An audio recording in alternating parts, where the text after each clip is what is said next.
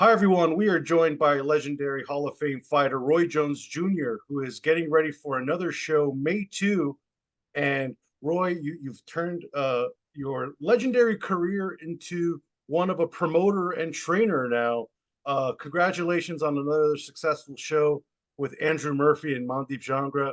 And now you're getting ready for another show coming up here. Can you perhaps provide some clues as to who will be headlining that fight? I'll probably have Andrew Murphy headline again. But they said they wanted it from Watt, and I'm gonna try to bring her this time if I can, if possible. If not, I'll probably bring another young protege I have, a young girl named Jada Brown. She's just now about to turn pro. She's very exciting. There are a few guys I may bring Django back because the crowd seems to like Django, so I may bring him back. I think he's probably if Murphy don't headline, maybe let Mandeep headline because people seem to really like Mandeep. I told him he was going to be very entertaining, which he was, and all in all, those were two of the better fights that I've seen in a while. Two of the better fights that I promoted, and I got to give the matchmaker a lot of credit for that as well. Keith Ware did his job on the matchmaking, so I'm looking forward to it. Ed did a great job putting everything together. Greg Fritz always helps us out with that casino, helps us get things done. And I couldn't have did it without those guys. Absolutely. And, for fans wondering, at this stage of your life, what is the passion that keeps you going, that wants to make you be a full-time trainer, wants to make you be a full-time promoter? We still see on certain broadcasts here and there. Well, what is the passion that keeps you driving? The fact that God blessed me with this gift in boxing and to just sit on the gift and not try to share it or give it to other people, it would be to me not really doing what God wants me to do because why would God give it to me if he didn't want me to share it? You feel me? And it's like if you share, if you help somebody else become anything in life, that anything, if you make a person feel better about themselves, you succeeded. But everybody don't have to be a world champion. If they just can better themselves and feel good about their improvement, you succeeded. So it's like it's not about making a world champion out of everybody. You're not gonna make a world champion out of everybody. But the fact that you're willing to give time and give back and show your appreciation to God by giving to sometimes those who are even less fortunate enough to be able to afford what you give. You understand me? It's hard. Most people couldn't afford what I give if I showed them what it's worth. You understand me? But it's what it is. hmm For someone like yourself who's laced up the pair of gloves and is a promoter now, Oscar De La Hoya is kind of a peer of yours. You differentiate yourselves from the Bob Arums and the Don Kings and the Eddie Hearns of the world. Uh, what is the difference between a fighter being turned a promoter that perhaps just a regular old promoter doesn't understand? Well, a fighter turned promoter understands all the bad things that he hated about a promoter. You understand me? And he tries to eliminate those things and not go back and be that same person that promoter was that he disliked when he was fighting. So that's for me. I can't speak for everybody, but that's for me. So for me, I don't want to go out and become the guys that I didn't like. You understand? Or the guys that I felt like were the enemy. I want to be a guy who's trying to help these guys not only get better, but to also succeed. You understand me? And it's like that's why like when this fight happened last time, it was like, well, you got any words for Mandeep or Andrew's opponent? No, I don't do that. It's a boxing match. I'm their coach, but I'm not there to fight for them. Those opponents are to come out there and give them all they can, which is what they did, and they gave them their all, and I liked it. That's what I want to see because you make them pull out and show me if they truly been learning what I'm teaching. You understand me? So it's like if you don't do that to them, I don't get no appreciation for that. If you go out there and lay down for them, I don't get no appreciation for that. So it's like, no, I don't do that. I'm a sportsman. I love boxing. If you go out and beat my guy, hey, you did. That's what you did. You supposed to do that. Now, I didn't expect to go out there and lose. I don't expect you to go out there and lose. I don't care if it's my guy or not. You understand me? I don't expect nobody to come out there to lose. And I expect my guys to try to win because I teach them to win. But other people also teach their fighters to win. So I love the sport of boxing enough, and I have enough respect for the sport of boxing that I can look at it from both sides, and I understand the promotional side and I understand the boxing side. Mhm. So Absolutely. And you've even been an active fighter in recent years. We saw with the very much highly anticipated exhibition and entertaining one by by all regards with Mike Tyson. You were in the ring last year against Anthony Pettis in a professional fight. You know, at this stage of your life and career, Roy, is there still one fighter on the wish list that you would consider coming up and fighting against? No, Mike Tyson was my only really wish list fighter. That was really pretty much it because when I won the heavyweight title, I would have stayed professional for one more time to fight him if he would have fought me, but he didn't want to fight at that time. He was out of boxing. Everybody was had this thing. I think Jay Prince got it kind of confused, but they say I turned down 40 million. How about I turn down 40 million when I only made 10 for John Ruiz? I'm gonna turn down 40 and I want to fight Mike? Are you crazy? So that was definitely not the case. So I wouldn't turn down 40 million to fight nobody. That's what I did. So but anyway, how it goes is just that I enjoyed it. Mike was the one person I really wanted to get in front of to see how that was. I did that, and it was everything. It was everything I thought it would be, and so. Hmm. But are you officially retired at this point, or would you consider another opportunity if it was the right one for you? If it was a good opportunity, I probably would because I love getting in shape. I love to go through the training camp situation. I love losing the weight. I'm always too fat in the weight, so I love losing weight. It forces me to lose weight. I love that. So, if something came along that was good, why not? They're gonna pay you $25 million to get in shape and come to Saudi Arabia to fight somebody. Heck yeah, they're gonna pay me to go, beat somebody that I want to beat. Yes, sir. Do you think you could beat a top 15 heavyweight today? Top 15, hell yeah. Hmm. So you I would ain't to love go to for no reason. be on perhaps one of these shows. We saw these super heavyweight cards. You would be front All, and center on all, that. all if it was the right money. If it ain't the right money, it take me too much to get in shape to do that. If it was the right money though, I would get in shape and do it. But if it ain't the right money, why? Absolutely. I mean, again, Roy Jones, former heavyweight champion, and we have the big heavyweight fight right now that is got On stalled hold. recently with Tyson Fury and Alexander Usyk. The fight was a few days away. Now it's getting postponed for till May 18. Fury suffered a serious cut that required 11 stitches. A lot of back and forth in recent days. Team Usyk alleging that Fury purposely caused the cut to back out of the fight. What do you make of this entire situation? I don't think he would purposely do a cut to back out of the fight. I don't think that's the case, but it is drama because anytime something like that happens, it's gonna be drama. I probably think that he may have gotten cut, and if he got 11 stitches, he had to get cut. And I don't think he planned to get cut in training. So that's kind of hard thing to do. You better off to twist your ankle running than you are to plan to get cut in training. You understand me? So I just don't think that would be the case. I do understand Usyk's side and point of view, but I don't think that's the case with Tyson Fury. Tyson Fury ain't never ducked nobody, so why would he start now? Mm-hmm. Who do you think is going to win that fight and how? It's a tough call, man. If Tyson Fury comes out and is not hungry like he was against Ngannou, then Usyk definitely will beat him. But if he come back and he's hungry like he was when he first came back, a good big man usually beats a good small man. So if he's hungry, I'll take Fury. If he's not hungry, then Usyk gonna win. You at one point of your career, you were the good small man in the heavyweight division, and Usyk obviously coming up from cruiserweight. Does is he just a little too small for someone like Usyk?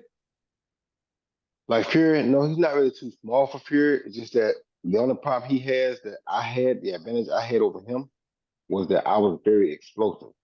And when you're very explosive, it don't make no difference what side the guy is on the other side. And explosiveness takes out anybody. Usyk is not showing us a lot of explosivity.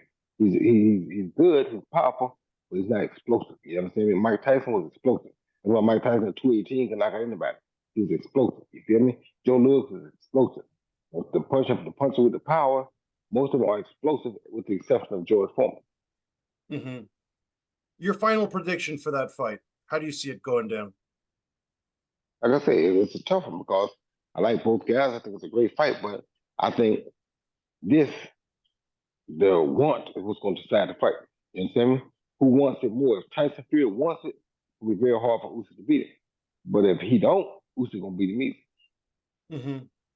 Another fighter that is on the cusp of a breakthrough, perhaps worldwide, making his big coming out party in the United States, is Tim Tszyu, the second generation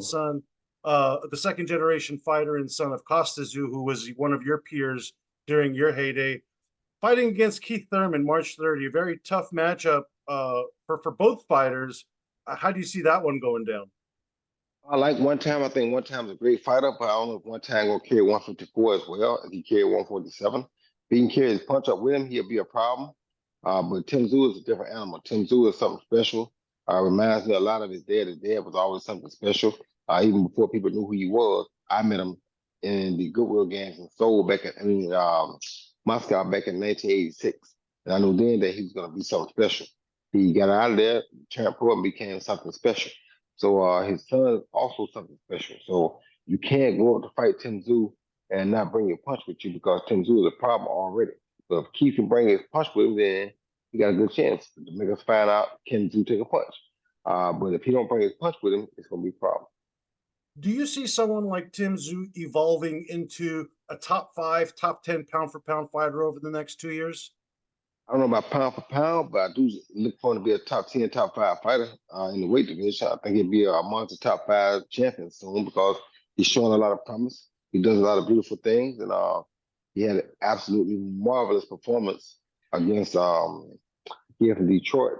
And I was surprised they beat him so easily, but I mean, he actually stopped him, I think. I was completely taken away by that, but don't get it wrong. That guy loses a lot of weight, and he probably was a bit drained during the fight too, and he went over to Australia to do that. So, but you can't make excuses for that. It's what happened, you know. And on the undercard of that one, an intriguing matchup with Rolando Romero taking on Isaac Pitbull Cruz. A lot was made of that fight as well too, with Ryan Garcia being left out of the dance after being in line for a fight against both of them. What do you make of that entire situation and Ryan essentially, being the on the outside looking in? I mean, get the winner. Because if you beat one of them, you're going to fight the other one next. Now they save you some time. Let them fight and take the winner.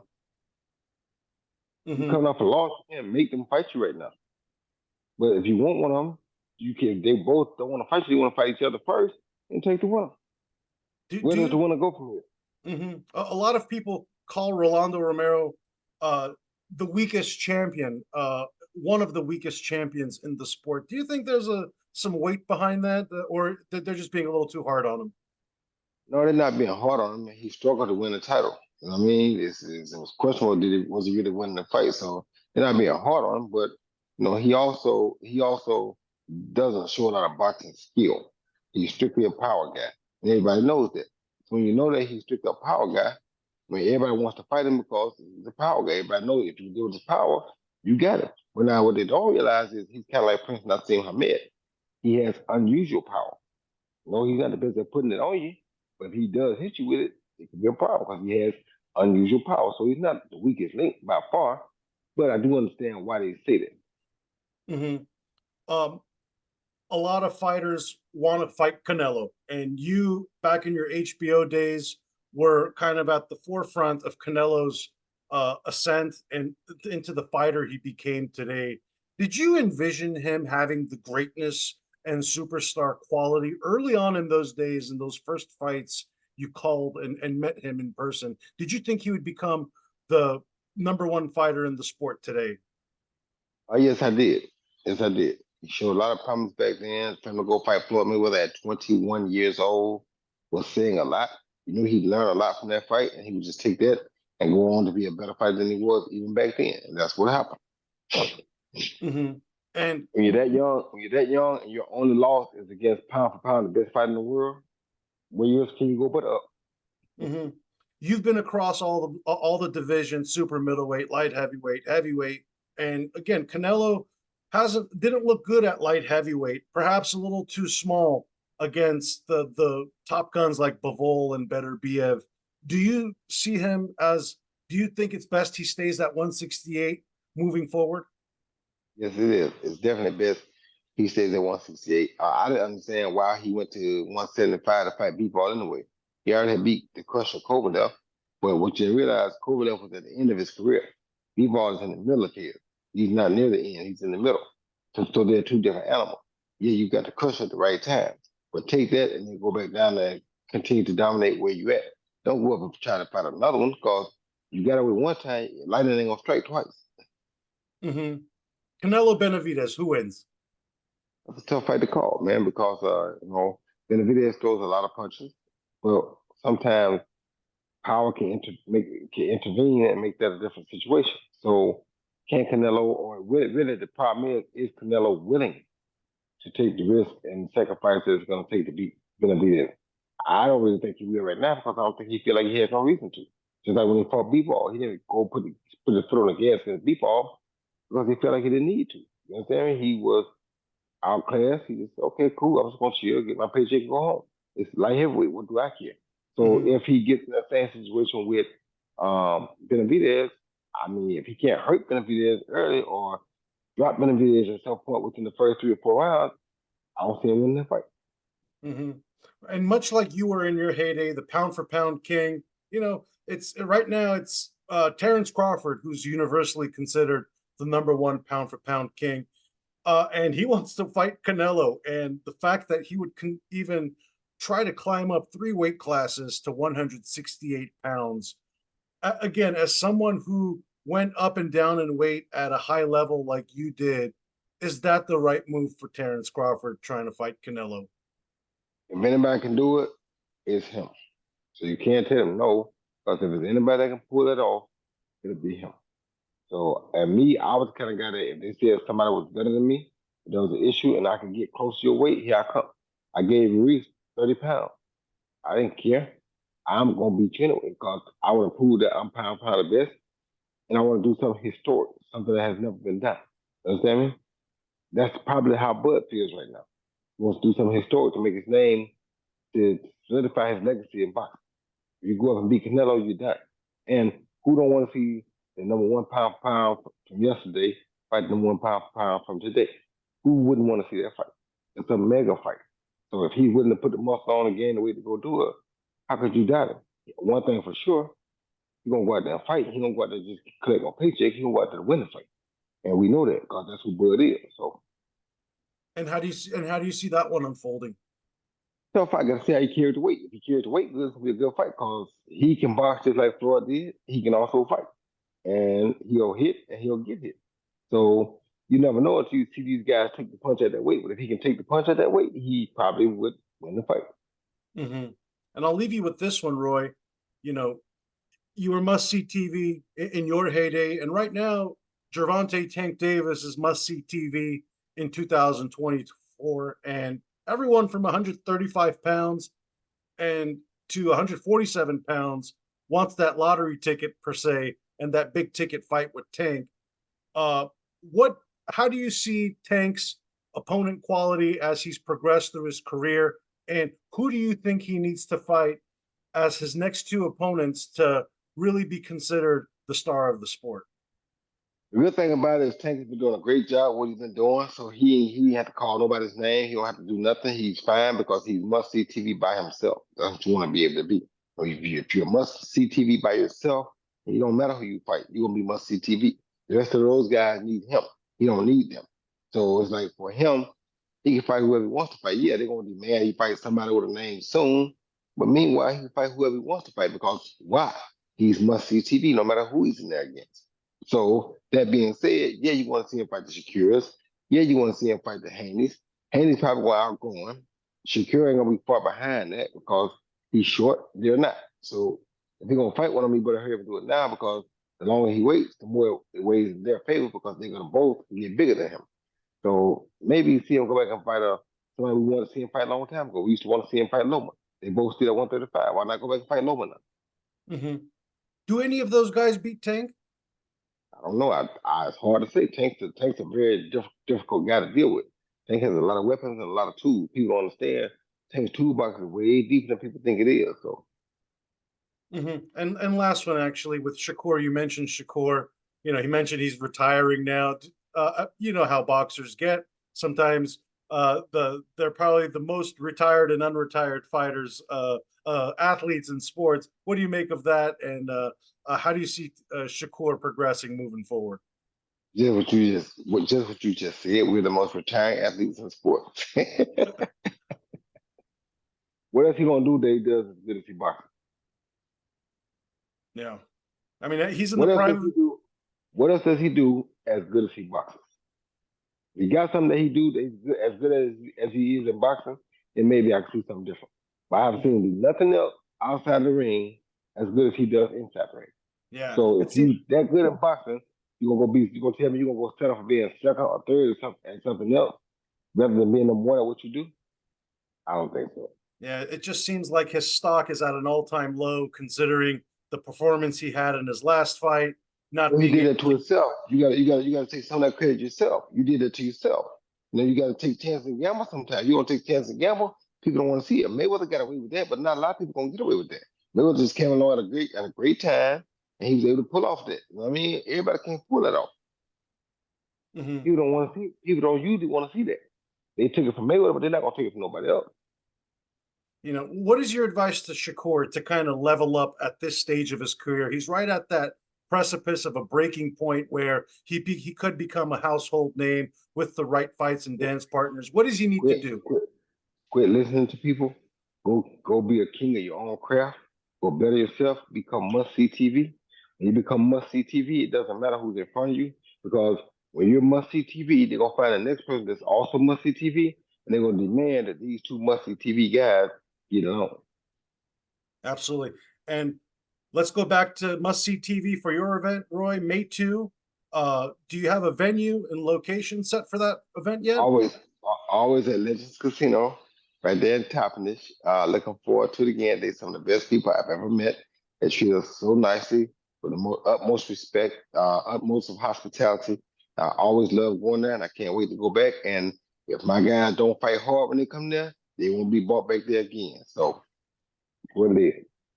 Looking forward to the card, Roy. Best of luck to you with all the fighters you're training back home at the ranch, and looking forward to seeing you front and center at the next show. Thank you, my brother. Thank you, Roy.